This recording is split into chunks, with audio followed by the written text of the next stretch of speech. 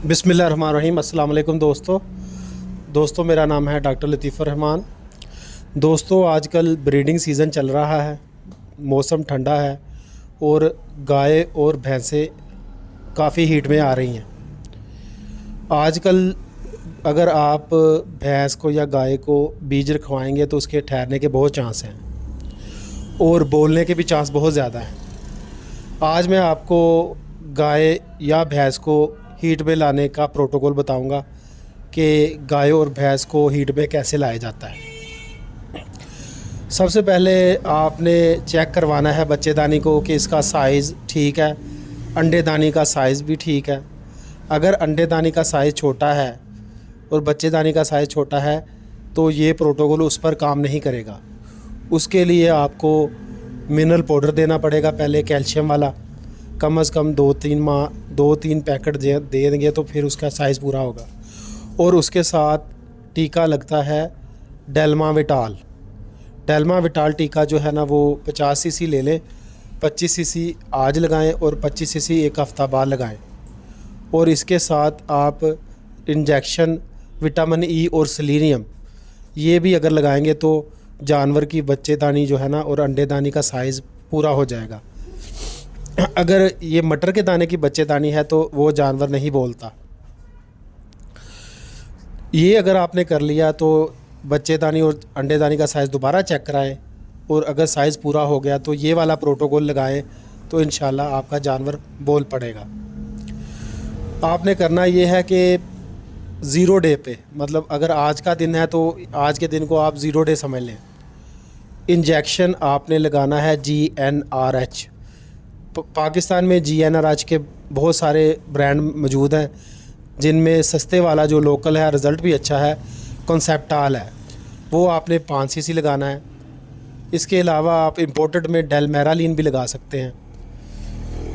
अगर आज टीका लगाया तो आपने 7 दिन बाद 7वें दिन 2 सीसी साइक्लोमेट, ये जो PGF2 अल्फ़ा होता है इसमें साइक्लोमेट 2 सीसी लगा सकते हैं, या डेल्माजीन वो आप 2 सीसी लगा सकते हैं।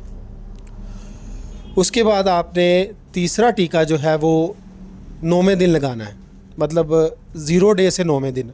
7वें दिन जब जो टीका लगाया उससे 2 दिन बाद 9वें दिन जो है ना आपने दोबारा कंसेप्टाल 5 सीसी लगा सकते हैं, या आप जो है डेलमेरालिन लगा सकते हैं। फिर आपने इंतज़ार करना है। बाज़ औक़ात ये होता है कि पहला इंजेक्शन लगाने के बाद ही जानवर बोल पड़ता है, तो अगर पहले इंजेक्शन लगाने के बाद बोल पड़ा है तो फिर भी आप AI करवा लें।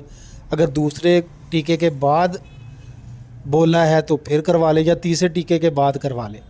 बाज़ औक़ात ये प्रोटोकॉल रिपीट करना पड़ता है।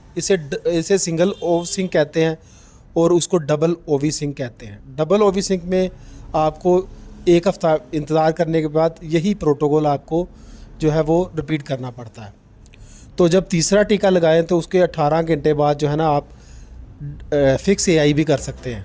मतलब अगर जानवर बोले या ना बोले आप उसको जो है AI कर सकते हैं। ये डबल ऑफ सिंक के बाद करते हैं। अगर आपने बकरी में लगाना है ना तो बकरी में जो है वो कंसेप्टाल आप 2.5 ml लगा दें, मतलब इसकी डोज़ हाफ़ कर दें और बाकी प्रोटोकॉल वैसे ही होगा। बकरी को अगर आपने प्रोटोकॉल लगाना है तो उसके लिए ना मार्च और मई और सितंबर और नवंबर का जो दरमियान ना प्रोटोकॉल ठीक रहता है। आजकल अगर बकरी को भी आप प्रोटोकॉल लगाएंगे तो ये चल जाएगा क्योंकि ये इसका ब्रीडिंग सीज़न है। गाय भैंस का तो ब्रीडिंग सीज़न चल रहा है। इसके अलावा जो है ना 2 तरह के सिस्ट होते हैं ओवरी के ऊपर। एक को कहते हैं फोलिकुलर सिस्ट। फोलिकुलर सिस्ट जो है ना ये इसको कहते हैं अंडेदानी पर पानी की थैलियाँ होती हैं। ये एक तरफ भी हो सकती हैं, एक अंडेदानी पर, या दोनों तरफ भी हो सकती हैं। फोलिकुलर सिस्ट की ये निशानी होती है कि जानवर जो है ना वो बार बार हीट में आ जाता है और लंबे अरसे के लिए हीट में रहता है। बाज़ औक़ात हीट में आने का दौरानिया ना 22 दिन से कम होकर 10-12 दिन पर भी आ जाता है। इसका जो आपने इलाज करना है ना, उसका इलाज ये करना है कि आप पहले दिन कंसेप्टाल लगाएं 5 सीसी और 9वें दिन आप साइक्लोमेट लगाएं।